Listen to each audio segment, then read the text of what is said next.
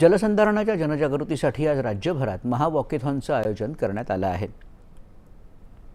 सांगली जिल्ह्याचे पालकमंत्री चंद्रकांत पाटील यांच्या प्रमुख उपस्थितीत आयोजित या कार्यक्रमात जलसंधारणाविषयी शपथ देण्यात आली। यानंतर घेण्यात आलेल्या महावॉकेथॉनमध्ये विद्यार्थी, नागरिक आणि अधिकारी तसंच कर्मचारी मोठ्या संख्येनं सहभागी झाले होते।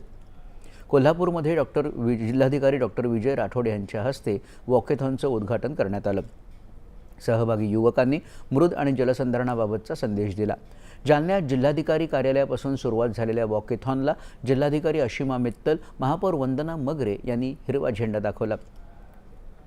जिल्हाधिकारी कार्यालयापासून सुरुवात झालेल्या वॉकेथॉनची घाटी अंबड चौफुली मार्गे पोलीस मैदान परिसरात सांगता झाली। रॅलीत जलसंधारणाचा संदेश देण्यात आला, तसंच पाण्याचा अपव्यय टाळण्याबाबत नागरिकांना शपथ देण्यात आली। यवतमाळ शहरातील समता मैदान इथून आयोजित महावॉकेथॉनमध्ये जिल्हाधिकारी विकास मीना सहभागी झाले होते।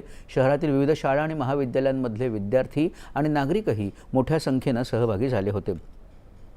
वाशिममध्ये जिल्हाधिकारी योगेश कुंभेजकर यांच्या मार्गदर्शनाखाली विविध जनजागृतीपर उपक्रम राबवण्यात येत आहेत।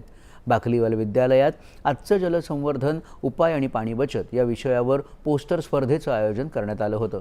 या स्पर्धेत उत्स्फूर्तपणे सहभागी होत विद्यार्थ्यांनी पाणी बचत, मृद संवर्धन, जलसंधारण, वृक्षारोपण, पर्यावरण संरक्षण यासारख्या विषयांवर संदेश दिला। नंदुरबार इथं जिल्हाधिकारी डॉक्टर मिताली सेठी आणि मुख्य कार्यकारी अधिकारी नमन गोयल यांच्या हस्ते माजी मुख्यमंत्री सुधाकरराव नाईक यांच्या प्रतिमेला पुष्पहार अर्पण करून कार्यक्रमाला सुरुवात झाली। जी.टी. पाटील महाविद्यालयाच्या आवारातून मान्यवरांच्या हस्ते हिरवा झेंडा दाखवून पाणी अडवा, पाणी जिरवा, जलसमृद्ध महाराष्ट्र घडवा या घोषवाक्यासह वॉकेथॉनची सुरुवात करण्यात आली। या मोहिमेत जिल्ह्यातील विविध शासकीय विभागातील अधिकारी, कर्मचारी आणि शाळा महाविद्यालयातील विद्यार्थी मोठ्या प्रमाणात सहभागी झाले होते। जिल्हाधिकाऱ्यांनी उपस्थितांना जलसंधारणाची सामूहिक शपथ दिली।